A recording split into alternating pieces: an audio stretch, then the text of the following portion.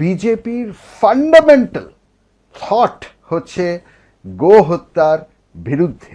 হ্যাঁ, আমি পুরো গো হত্যার দেশে এই আন্দোলন হচ্ছে, হিন্দু মুসলমানে এই আন্দোলন হচ্ছে, আর আপনি বলছেন যে মুনি ঋষিরা গো হত্যা করে খেতেন। খেয়েছেন সেই সময়, কিন্তু তারা আবার নিষেধাজ্ঞাও দিয়ে গেছেন যে কলিতে অশ্বালম্ব, গবালম্ব, পলপৈতৃক এই সমস্তগুলো নিষেধ, অর্থাৎ অশ্বমেধ যোগ্য কলিতে হবে না, গোমেধ যোগ্য কলিতে হবে না।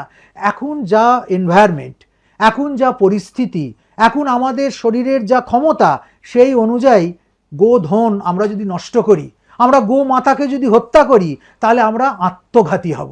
আমিও গো হত্যার বিরুদ্ধেই মত দিই এবং গোহত্যা বন্ধ হওয়া উচিত।